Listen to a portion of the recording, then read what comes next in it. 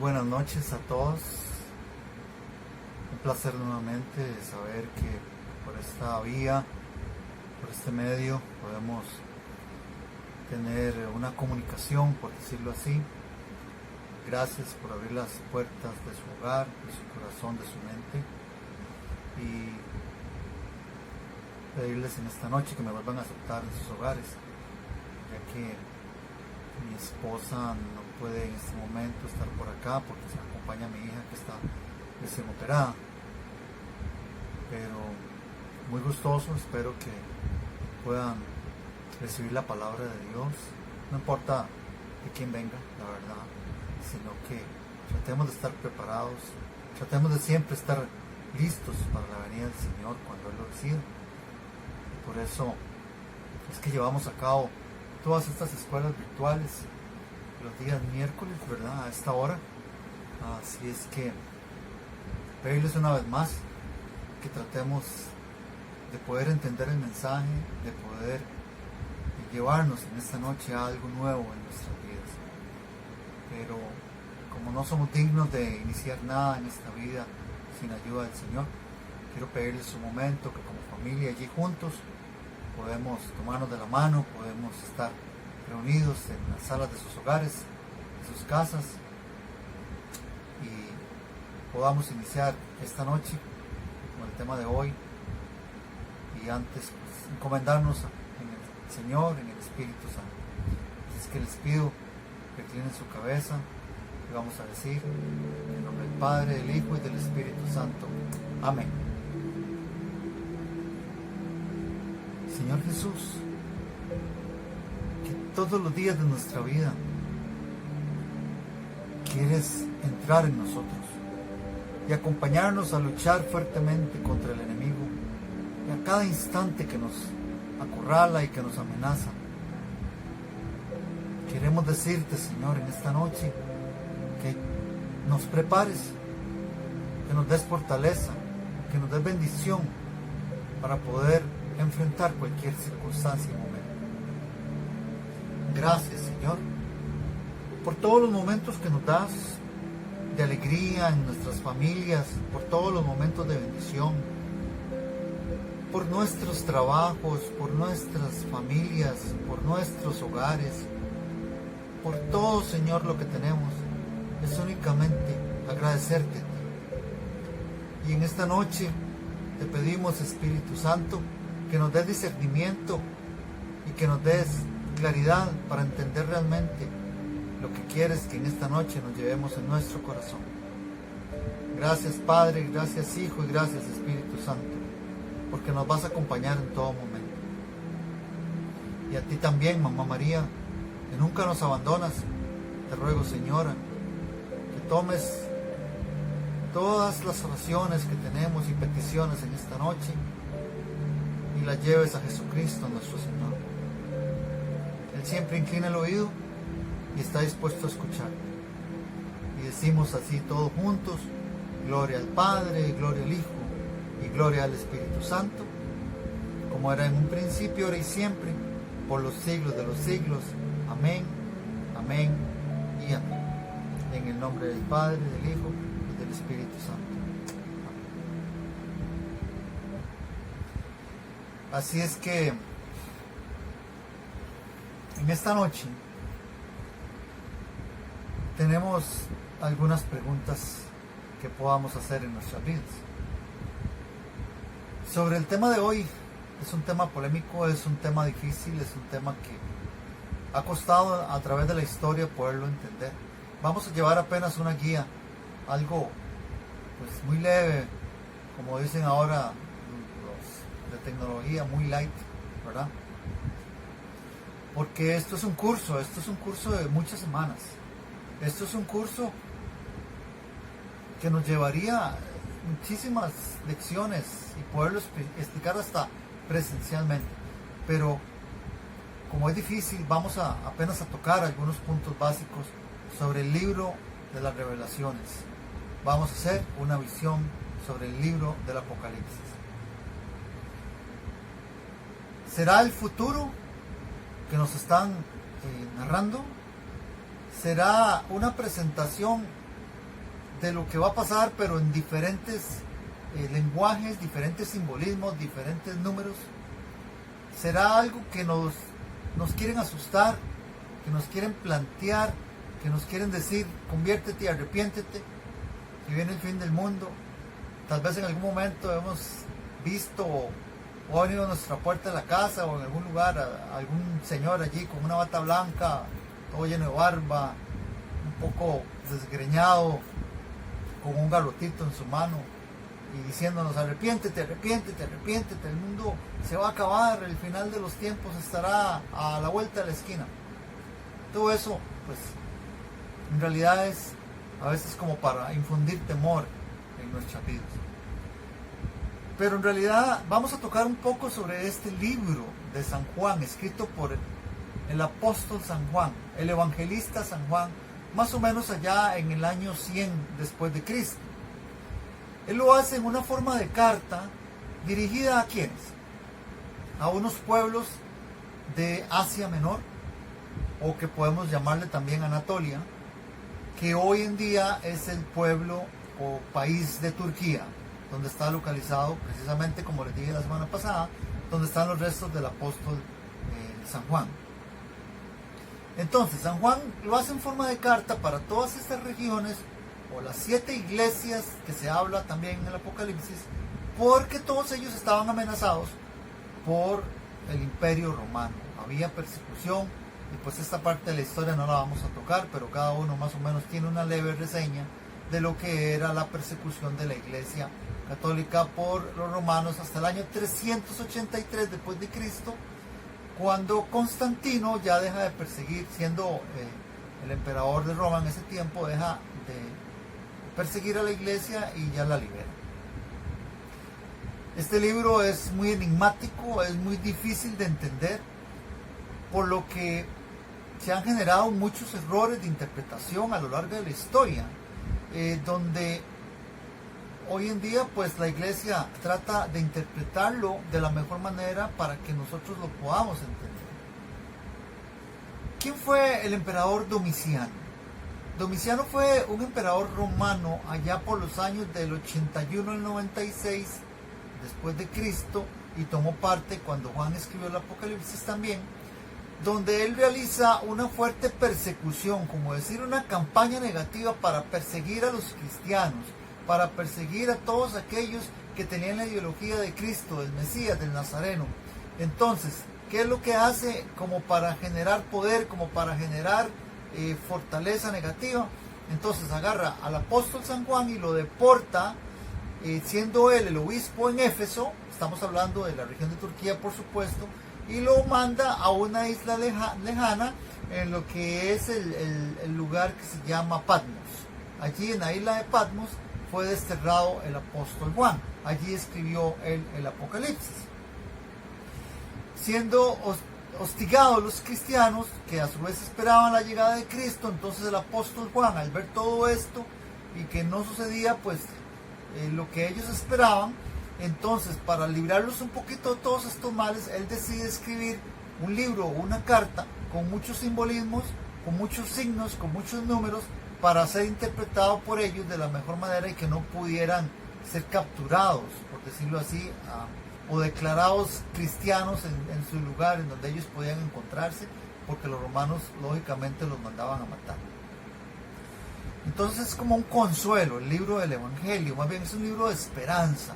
Tratemos de ver el libro del Apocalipsis, como un libro de esperanza, un mensaje de esperanza siempre para la humanidad, para la historia, para la salvación del hombre, de que va a haber una salvación verdaderamente para todos nosotros.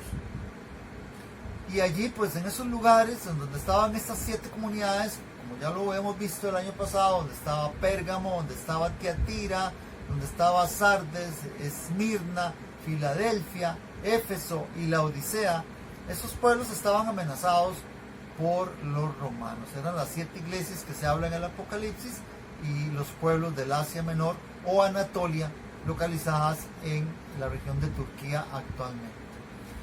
La palabra Apocalipsis viene del griego, que es Apocalipsis, precisamente muy parecido, que significa revelación. un género literario que no era nuevo para los judíos, porque ya más o menos entre el año 587 y 535 a.C., ya los judíos empezaron a utilizarlo después del éxodo, el exilio de Babilonia. Cuando ellos salen de Babilonia, exiliados, entonces ya se hablaba de una revelación, de algo que iba a pasar en el futuro. Entonces, describe San Juan en este libro del Apocalipsis, precisamente al final de los tiempos Dios va a juzgar a todos los hombres. Vamos a tener el juicio final, donde Dios probablemente en su intervención va a sacudir factores como la naturaleza, como el orden cósmico, el orden de las estrellas, hablando de simbología y números. Sin embargo, eso pues nadie de los que podemos estar en este mundo lo puede asegurar, ¿verdad? En realidad el Apocalipsis es una descripción anticipada de lo que va a pasar en un futuro, ¿verdad? Pero ellos mismos no sabían qué tipo de futuro, ni nosotros lo sabemos. Es una realidad que se presenta con varios símbolos, con varios lenguajes que intencionalmente están hechos para que el pueblo lo pueda entender de una manera que no fueran hostigados por estar escuchando en forma de lectura al apóstol Juan, para despertar también este género apocalíptico en los lectores de ese tiempo. Y por qué no, todos los lectores que hoy estamos acá y los que han habido una historia a través de este libro tan conflictivo para muchas personas, que lo han tomado, como dicen, únicamente para atemorizar a otros, ¿verdad? Hay simbolismos que podemos centralizar específicamente. Por ejemplo, se nos habla del Cordero. El Cordero simboliza a Jesucristo. También se nos habla de la mujer. La mujer podemos ejemplificarla como la iglesia o como la misma Virgen María. Se nos habla de un dragón. El dragón son todas aquellas fuerzas hostiles que están en contra del reino de Dios. Y también se nos hablan de dos bestias, en donde podemos citar al Imperio Romano y al todo el culto del imperio, que eran vasallos de los romanos. Podemos hablar también de las dos bestias. Se habla de una sola bestia, y allí podríamos también mencionar, como pudo haber sido realmente la intención de San Juan, a lo que es Nerón, ¿verdad? La bestia del Apocalipsis. Se habla de una Babilonia también como enfocando a una Roma que es pagana, ¿verdad? La Roma que liberó, la Roma que hostigó, la Roma que asesinó a miles y miles y millones de personas en todo el mundo. Por allí hay también semblanza de lo que son los vestidos blancos. El vestido blanco en realidad se nos ejemplifica a una victoria final. Mira qué importante, los números también son algo esencial en el Apocalipsis. Primeramente tenemos el número 3,5. Vean ustedes qué raro, ¿por qué hablar de un 3,5 y no un 3? El 3,5 significa algo que está inconcluso, algo que va a continuar, pero que no ha terminado.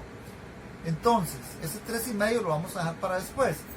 Y también así, Cristo en algunas ocasiones va a ser representado como el Hijo del Hombre, o también asimismo como el Caballero del Apocalipsis. ¿Qué encierran todos estos mensajes, números y hasta colores, ¿verdad?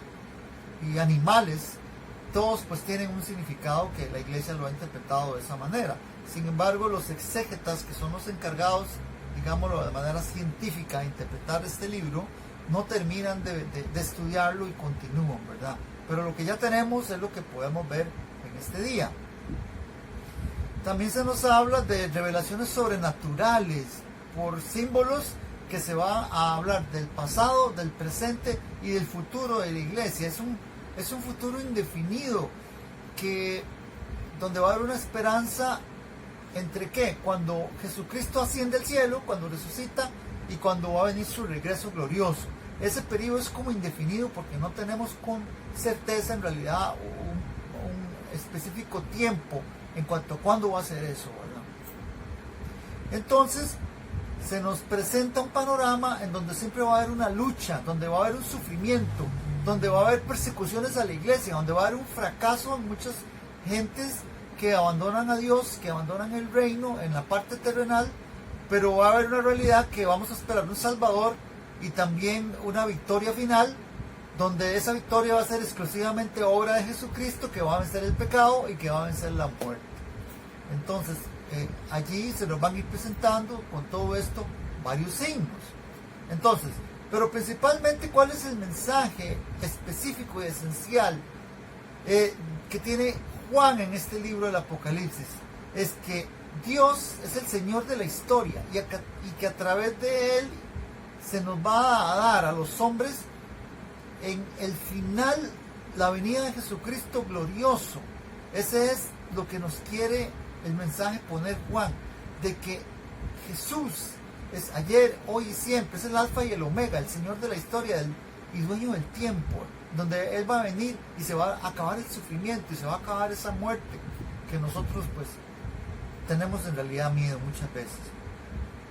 Va a haber una lucha continua esperando la venida entre Jesucristo y las fuerzas del mal, contra Satanás y contra su reino. Entonces ese reino de Dios nos va a decir que va a haber resurrección de los muertos y se va a renovar toda la naturaleza material del hombre, van a haber renovaciones.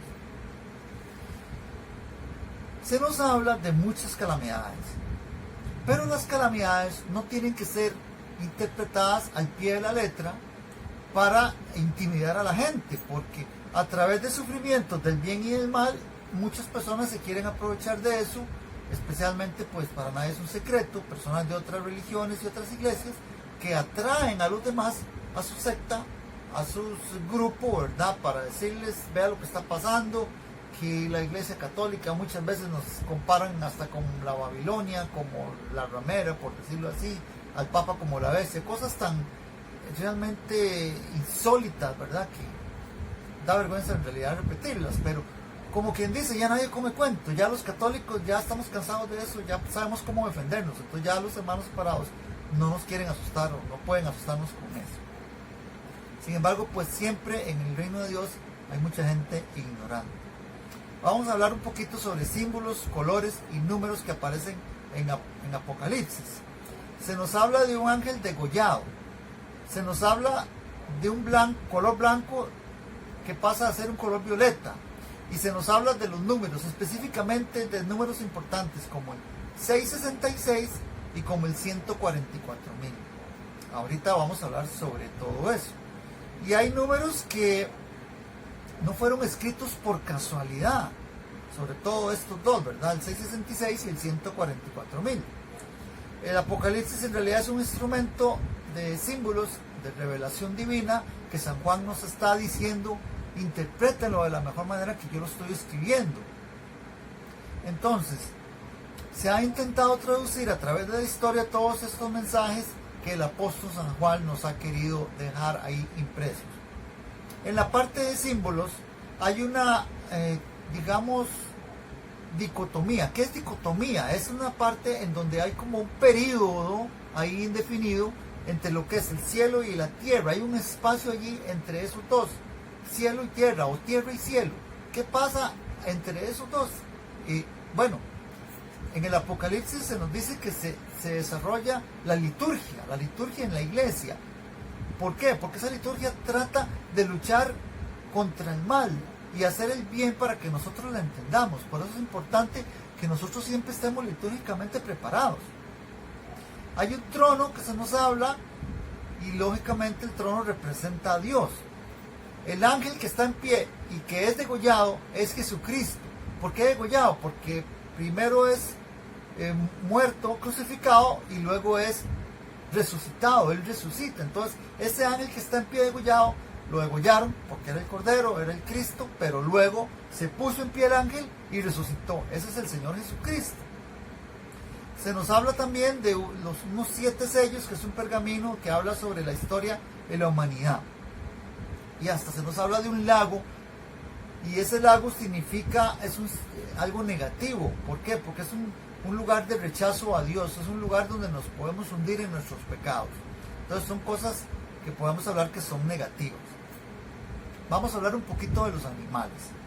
En Apocalipsis capítulo 4, versículos 6 al 8, se los voy a leer por acá, dice, Apocalipsis 4, del 6 al 8.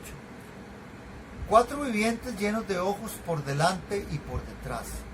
El primer viviente como un león, el segundo viviente como un novillo, el tercer viviente tiene un rostro como de hombre, el cuarto viviente es como un águila en vuelo. Los 4 vivientes tienen cada uno 6 alas, están llenos de ojos, todo alrededor y por dentro. Palabra de Dios, te alabamos, Señor.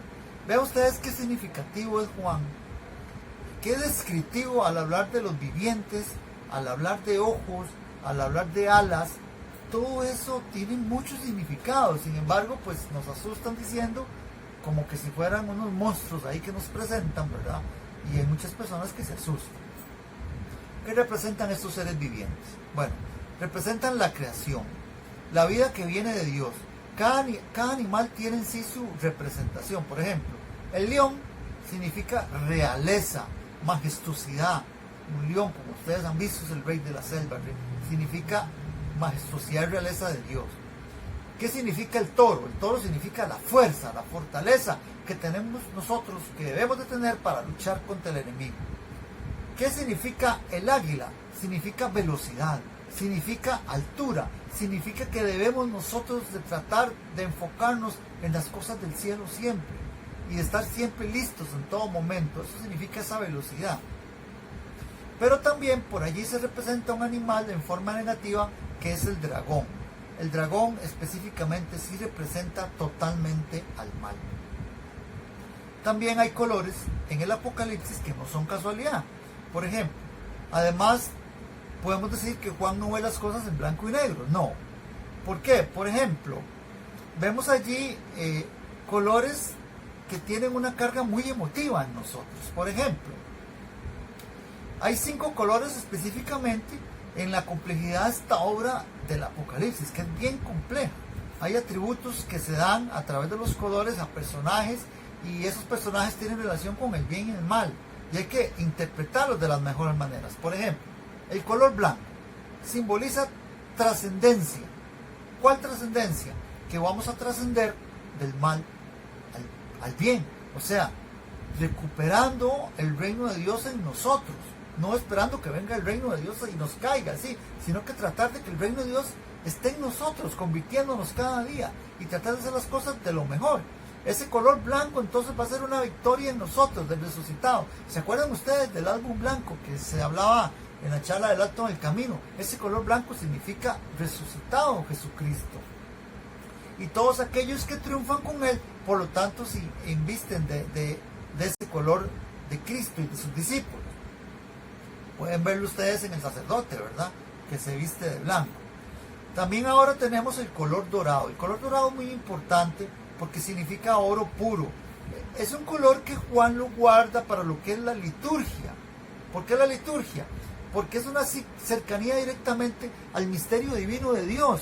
La mayor parte en la iglesia, por lo que ustedes pueden ver, digamos el cirio pascual, la vestimenta del sacerdote y muchas partes, ustedes ven el color dorado, que es un color específicamente ligado a la parte litúrgica. Entonces es muy importante, muy valioso. También tenemos colores negativos. ¿Cuáles son esos colores negativos que San Juan nos da en el Apocalipsis? Por ejemplo, el rojo escarlata. Es aquel rojo bien llamativo. Es un rojo como sangre, por decirlo así. ¿Qué significa? Simboliza la parte demoníaca, la parte del demonio, la parte del enemigo. Significa violencia también. Donde podemos poner allí al dragón, que también lo podemos ver en un color rojo. Hay otro color que es el verde, pero es un verde tirando amarillo, el verde amarillento. ¿Qué significa el verde amarillento? Significa fragilidad en la persona. Fragilidad para muchas veces saber que estamos haciendo mal y seguimos en eso. Ese color verde amarillo es fragilidad. Y por supuesto tenemos el color negro, que indica miseria, que indica pecado, que indica fracaso, que indica injusticia social, que indica amenaza. Ese es el color negro. Ahora, la parte de los números es muy importante porque el autor a lo largo de todo el Apocalipsis resalta mucho el color 7. el número 7. El número 7 simboliza perfección, ¿verdad? Vean ustedes que en el Evangelio se habla de perdonar 70 veces 7. ¿Por qué? Porque el 7 significa un número indefinido, o sea, un número que nunca va a terminar, es un número perfecto, es un número positivo totalmente. Entonces, lógicamente, como les dije antes, el número 3,5, que es la mitad del 7, significa ese 3,5 que hay algo que está realizándose pero no está completo. Entonces, cuando decimos el 7, decimos que ya está completo, que está perfecto. Entonces, por eso San Juan nos habla del 3,5 y luego nos habla del número 7, que siempre está citándose en todo el Evangelio. Así entonces, también tenemos un número importante que es el número 4, que el número 4 significa los 4 vivientes. Es un número también que podíamos ubicarlo en los 4 evangelistas del Nuevo Testamento. Y también podíamos ubicarlo en los ángeles que provienen de los 4 vientos. ¿Cuáles son los 4 vientos que vienen del este, oeste, norte y sur? Así es que ven ustedes que hay un montón de simbolismos y números que a través de la historia pues ha confundido a muchas personas. Y ahora, ¿qué podemos, imagínense, decir del número 666? Que viven asustándonos con eso, que viven amenazándonos con eso.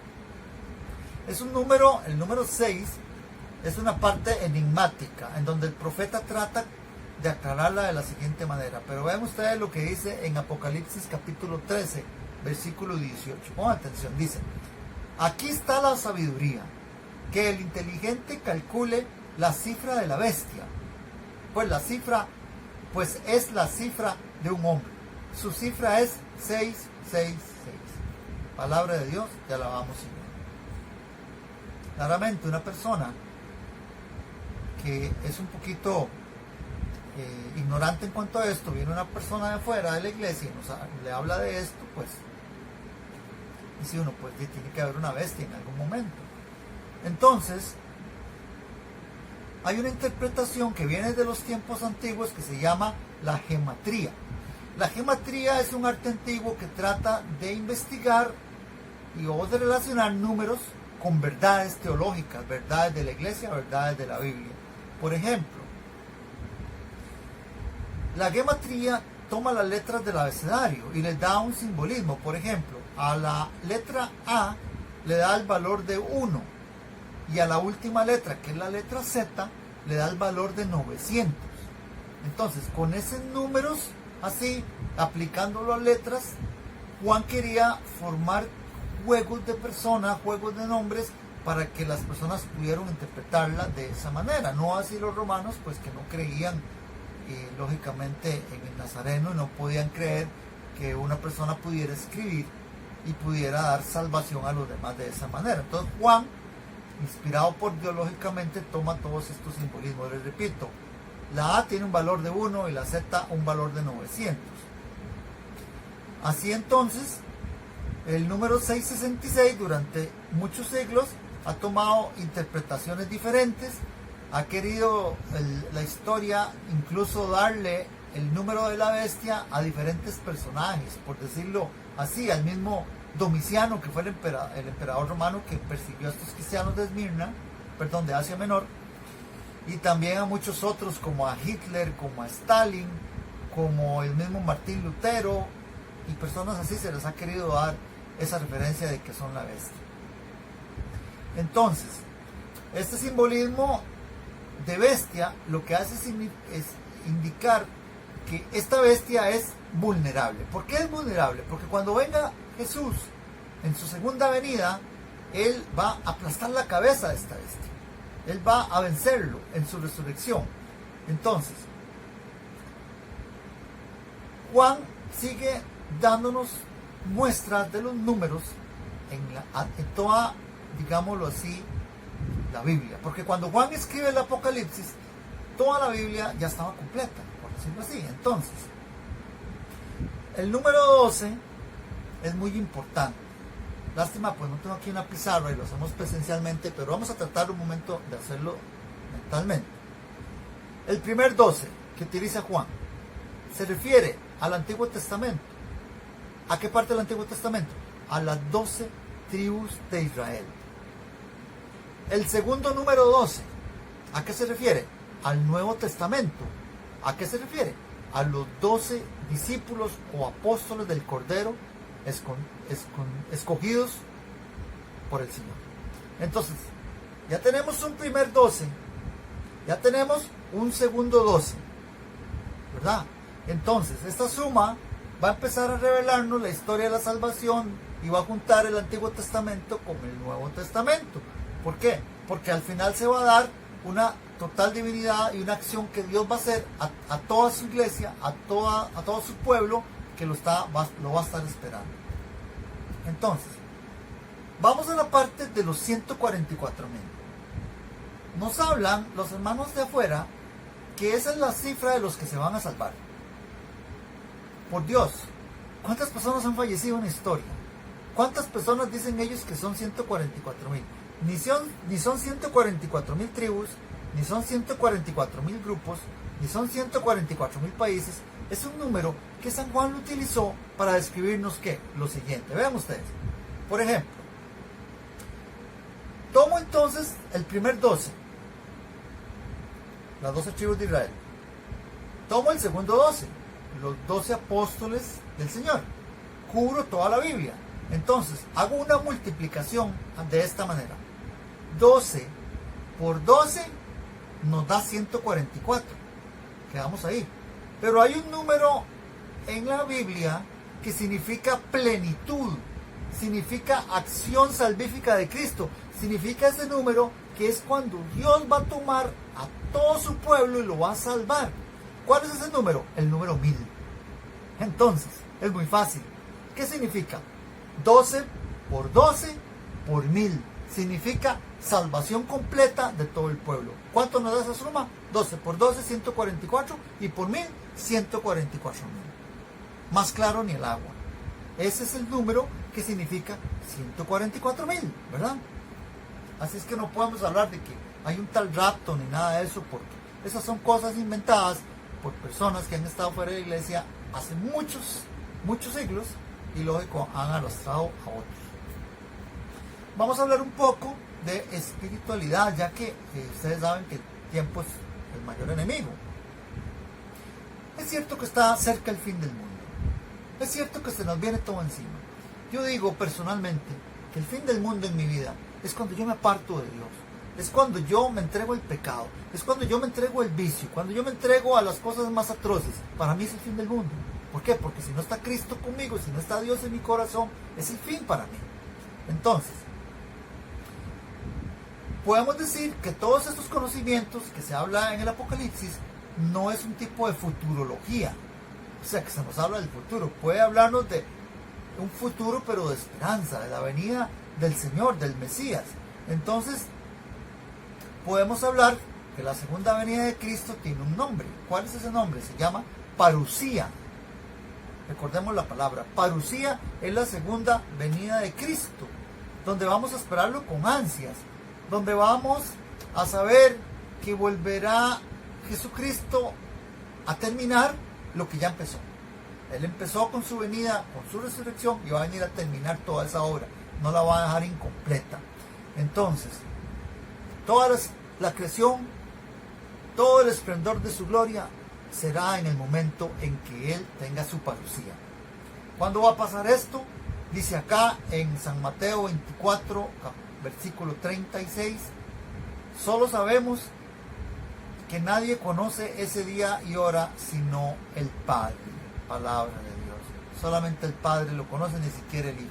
Entonces, Jesucristo quiso, a través de su poder como Dios Hijo, influir también en San Juan para que pasara toda esta manifestación de colores, números y hechos, para que el pueblo lo pueda entender y pudiera entenderlo la humanidad futurista que siempre estaría como lo estamos nosotros hoy día acá. Entonces, la vuelta del Señor significa una plenitud de su creación, una restauración total, física y moral del mundo. Esta parusía nos va a tener felices, nos va a dar una clave para ser felices toda la vida. Acuérdense que Jesús va a venir como ladrón en la noche. De esa manera lo va a hacer. Y entonces,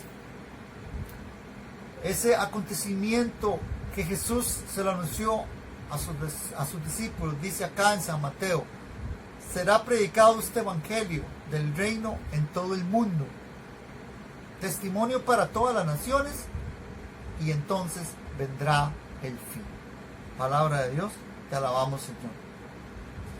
Sin embargo, esta predicación no significa que todas las personas se van a convertir al cristianismo. Eso es, pues, muy difícil, ¿no? Lo que significa es que todas las personas van a saber de Cristo.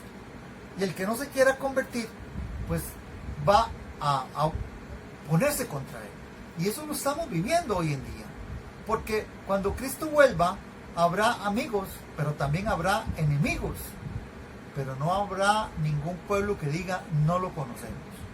Entonces, por acá en la carta a los Romanos, capítulo 11 y versículo 25, dice: el no reconocimiento de Jesús como el Mesías cesará, y se correrá el velo del pueblo hebreo cuando hayan entrado en el reino de Cristo el número completo de paganos. Palabra de Dios, te alabamos, Señor. Entonces, eso sí que va a pasar. Viene el reino, la parucía, la segunda venida de Cristo. Entonces, cuando vengan todos los paganos al reino y se conviertan, entonces estará realizada toda esa obra. Vendrán, como decir, los últimos. Pero dice en la palabra: los últimos serán los primeros y los primeros serán los últimos. De esa manera se cumplirá esa palabra. Entonces, es muy cierto, la renuncia a Cristo por el género humano, por la población, por las personas, no va a ser total. ¿Por qué? Porque la iglesia no puede perecer. La iglesia estará viva siempre. Pero habrá muchas personas y pueblos que van a renunciar a ese cristianismo. Entonces van a contradecir a la moral y van a contradecir a la fe cristiana. Por favor, compañeras, amigos, los que me escuchan, eso lo estamos viviendo el día de hoy, donde estamos viendo relaciones inmorales, donde estamos viendo uniones inmorales, donde el hombre está destruyendo al hombre, donde estamos viendo tantas cosas, que la naturaleza se está volcando. La naturaleza, dice un científico hace poco, no sé cómo estará, yo no puedo decirlo científicamente, pero él sostiene que esta cuestión de la pandemia no fue creada en un laboratorio, dice que es natural.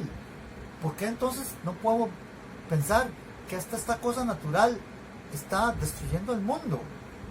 Entonces, los que van a creer en el mundo van a perseguir a los que creen en Dios, a los que creen en esa venida de Jesucristo. Incluso se dice que se volverán unos contra otros sin importar su lazo o su consanguinidad. Es muy importante, y lo podemos ver también, personas familiares que van unos contra otros, porque unos creen y se convierten y los otros siguen en el mundo. ¿Por qué? Para seguir dañando la obra del Señor. Así como terminando ya casi, porque el tiempo se nos hace sumamente pequeño, vamos a hablar también de lo que es una parte en donde los hombres aparentemente van a tener una solución para arreglar sus problemas. Esta idea se las va a dar un pseudo-mesianismo, un pseudo-mesías. Ese pseudo-mesías, ¿quién es? Un falso mesías, el que va a ser la bestia. Los exégetas sostienen que la bestia puede ser una persona o puede ser un grupo de personas o un grupo de ideas en donde van a tratar de confundir a las personas, de confundir a la humanidad. Entonces la humanidad va a esperar una tal salvación a través de los medios tecnológicos y a través del mundo, de lo terrenal, y van a darle la espalda a Jesucristo, como quien dice: esta medicina me va a salvar, pero esta fe en Cristo no me va a salvar, entonces yo voy a luchar contra eso. Entonces ellos dicen, sin embargo, ellos creen que realmente la bestia que va a venir, el falso Mesías, puede ser una persona física, una persona humana, no va a ser un demonio ni nada por el estilo, va a ser una persona humana que va a ser utilizada por el enemigo, va a ser el anticristo que todos hablan, ¿verdad? Entonces el anticristo y todos sus propagandistas van a tratar de hacernos pensar de que Cristo es el mayor enemigo de la humanidad y de que ellos son la salvación. Y no lo crean. Muchas veces esto lo vemos en películas y uno dice, jamás esto va a pasar. Pero hay muchas personas que en este momento son ateas, que no creen en Cristo, que no quieren que les hable de salvación. Véanlo ustedes, no tenemos que ir muy largo. Vean ustedes las redes sociales cuando se habla de Dios, cuánto se critica, por ejemplo, este gobierno, que lo que le está pasando y lo que nos está perjudicando, ¿verdad? Es porque está apartado de la mano de Dios. Entonces, mucha gente que sigue el gobierno, pues también está en contra de la salvación de Dios. Se encuentran al margen de Cristo y muchas veces se violentan contra Él y contra la iglesia. No sé si vieron ustedes, el día de ayer, decirlo así, porque este video se está presentando miércoles, yo lo grabé, por decirlo así, ayer martes. Estuve viendo un sacerdote que luchó contra alguien que llegó en España, un loco mental que se escapó ahí, ¿verdad? Con un puñal y lo amenazó, y él le dijo que por qué le quería hacer daño. Y le dice, es que yo vengo a matarte, porque él decía, Dios está en contra de todos los sacerdotes. Y así fue, se le abalanzó y le dio varias puñaladas, pero el sacerdote dijo, pensó en su mente, no sé si han visto el video, pero pensó, aquí de lo que hay que hacer es luchar, ¿verdad? Tratar de quitarle y desarmarlo. Sin embargo, pues dieron vuelta, le quitó el puñal y llegó la policía y se llevó al sacerdote, y aparentemente le metieron 25 puntadas en su espalda y tenía varias heridas, y apenas estuvo medio bien se levantó y se fue, nada menos y nada más que a dar misa en donde él le tocaba. Y allí lo estaba esperando la prensa, y la prensa no dejaba de decir, es un milagro, es un milagro, es un milagro. Pero de esa manera, como le pasó a esta persona desequilibrada mentalmente, ¿y cuántos no habrán en este momento tratando de hacerle daño a la iglesia? Entonces este anticristo va a tratar de crear caos, va a tratar de crear calamidades, y va a tratar de que ese orden ateo al hombre lo perjudique con guerras, aniquilándolo, con hambre, con muerte. Pero con estas desgracias, esto lo estamos viviendo en cierta manera un apocalipsis, ¿verdad? Simplemente que esperamos la venida de Cristo. Por eso estos líderes del poder político, económico y militar y social van a quedar desvalidos, van a quedar en el suelo, van a quedar impotentes, porque Dios, el Todopoderoso, los va a hacer pobres y pequeños. Eso es lo que va a pasar con todos ellos. Va el Señor a tirar por tierra todo lo que son orgullos y pecados, y entonces Cristo va a acompañar a la iglesia a través del fin del mundo. Cristo no se equivoca. El Señor toma control siempre de nuestras vidas, total y absoluto. Entonces no debemos sentirnos atemorizados, no debemos sentirnos señalados, no debemos sentirnos de que somos pequeñitos en el reino de Dios, de que en cualquier momento somos vulnerables. Vulnerables va a ser todo aquel que quiera seguir a la bestia, al anticristo, o que lo esté siguiendo ya. No sabemos si en este momento está en el mundo, y puede ser posible, y tal vez muchas personas lo estén siguiendo. El aborto puede ser un anticristo, la pornografía puede ser un anticristo, el poder militar, el hambre, la trata de blancas, tantas cosas que podemos decir que puede ser un anticristo, pero no lo estamos viendo. Pensamos tal vez que va a venir un bicho raro ahí de las alturas, negro, con cola, y decimos, ahí viene. No, puede estar ya entre nosotros. Como les dije, en el momento en que nosotros nos alejemos de Dios, en que nosotros ya no queramos comulgar, ya no queramos ir a la iglesia, nos alejamos de los grupos apostólicos. Qué aburrido ir a jornadas, qué aburrido ver a Carlos Molina todos los miércoles en los videos, qué aburrido todo eso. A partir de allí pueda que ya esté preparando yo el fin para mí, el fin del mundo para mí. Pero no es un mundo terrenal, es el fin de un mundo que Dios viene a arreglar. Es un mundo en que Dios va a decir, viene la parucía, la segunda venida de Cristo, porque cuando Él estuvo en el mundo, Él dio salvación a los que estaban cerca de Él.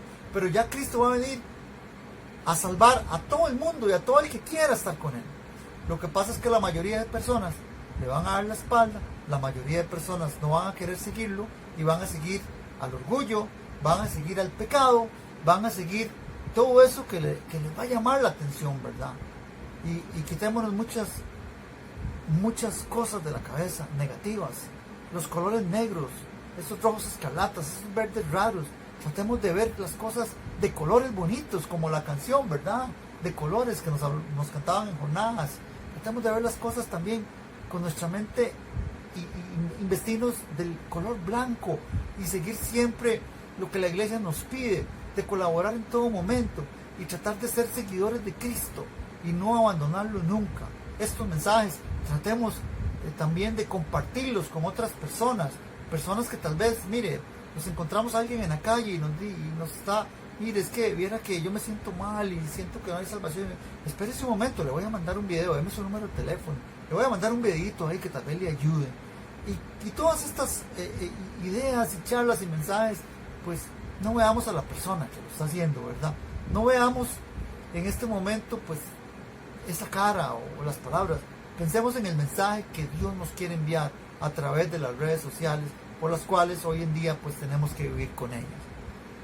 Se nos acaba el tiempo, realmente quisiéramos hablar más, ¿verdad? Pero tenemos un plan ya finalizando el mes de septiembre con lo que es la Biblia, con lo que es los evangelios, con lo que fue el Apocalipsis, ¿verdad? Nos sugirieron realizar esta modalidad todas las semanas, ver un evangelista y al final ver el Apocalipsis, y pues pensamos que fue bien aceptado.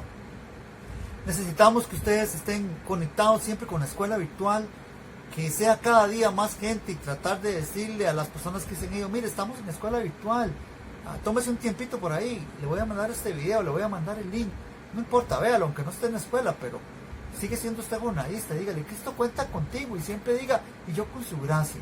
Tratemos entonces en todo momento de estar agarrados de la mano de Cristo, y si tenemos un problema, pues ahí está nuestro grupo, nuestro chat, o de forma privada, de alguna manera hacerlo. Quiero especialmente en este momento pues pedir por la familia de Manuel, el hijo de nuestra ex compañera, ¿verdad? María Elena, que estuvo en jornadas y trabajó con nosotros, pedirle al Señor de todos los cielos que lo haya recibido, que esté descansando, ya que él se fue como un angelito, y pues decirles pues también que jornadas representada ahí por nuestra compañera Mayor, le llevó una ofrendita a la familia, algo pues simbólico para que ellos se ayudaran un poquito. Así es que en el nombre de todos ustedes jornalistas, siéntanse que dimos un pequeño apoyo a esa familia. Gracias nuevamente, de todo corazón. Disculpen cualquier cosa que de mi boca no les gustara o algo así terrenal, eso viene como persona, pero si en algo se motivó en este día a su familia, a su hogar, cristianamente, pues eso sí vino de Dios. Pónganle en atención a Dios.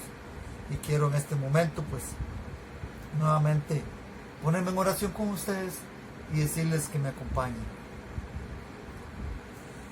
Te pedimos de todo corazón, Señor, que nos lleves siempre de tu mano, ¿verdad? Y que tomes control total y absoluto de cada uno de nuestros momentos. Señor, llévanos de tu mano siempre, acompáñanos. Queremos bendecirte, alabarte y glorificarte, Señor. Gracias por tu amor, gracias por tu bendición. Señor Jesús, tú conoces nuestras necesidades, cada una de las que tenemos. Por eso te rogamos, Señor, acompáñanos.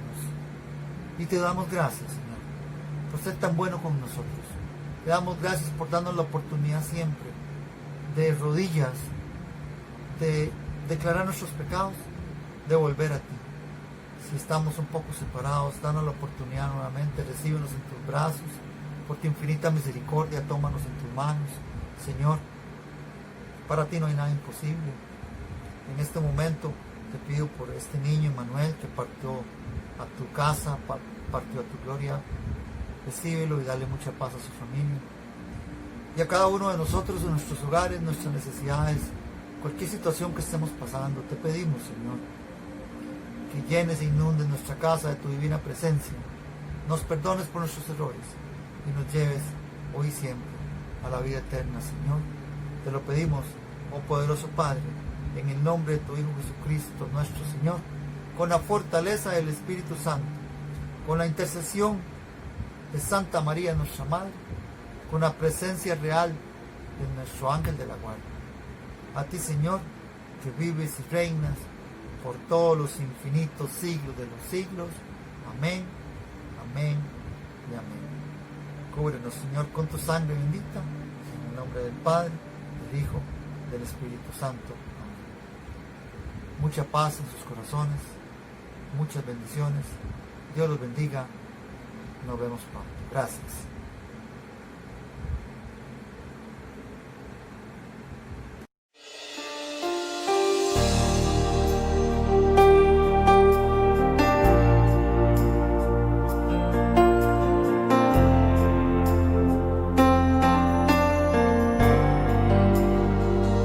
Aquí estás, debemos mover, te adoraré, te adoraré. Aquí estás, obrando en mí,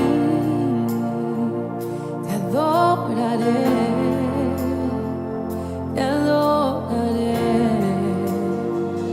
Aquí estás, debemos mover, te adoraré, te adoraré.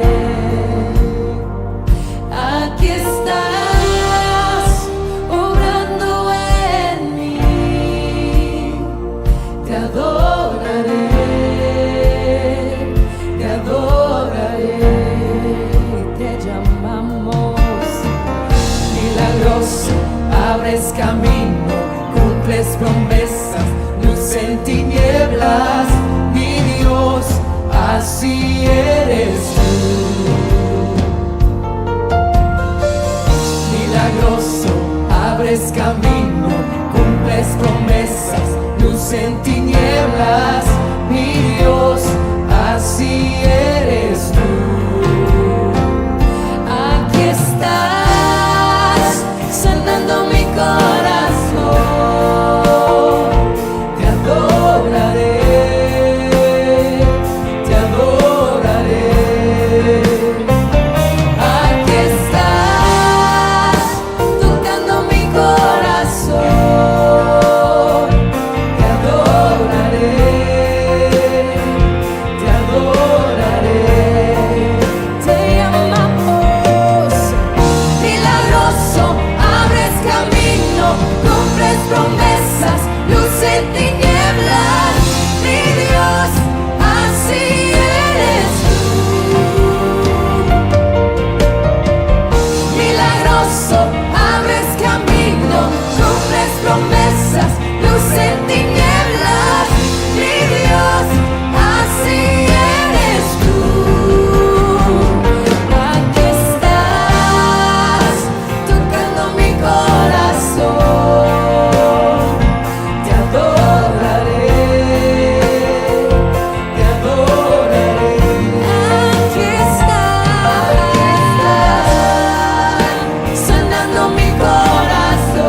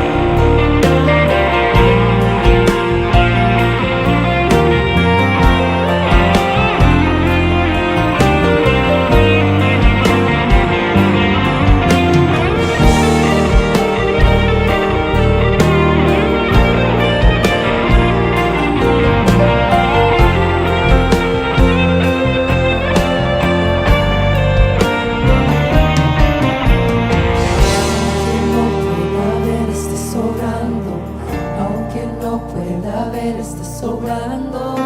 Siempre estás sobrando. Siempre estás sobrando. Aunque no pueda ver, estás sobrando. Aunque no pueda ver, estás sobrando. Siempre estás sobrando. Siempre estás sobrando. Aunque no pueda ver, estás sobrando. Aunque no pueda ver, estás sobrando. Siempre estás sobrando. Siempre estás sobrando. Aunque no pueda ver, estás sobrando. Aunque no pueda ver, estás sobrando. Siempre estás sobrando. Siempre estás sobrando. Milagroso, abres camino, cumples promesas, luz en tinieblas, mi Dios, así eres tú. Milagroso, abres camino, cumples promesas, luz en tinieblas, mi Dios, así eres tú.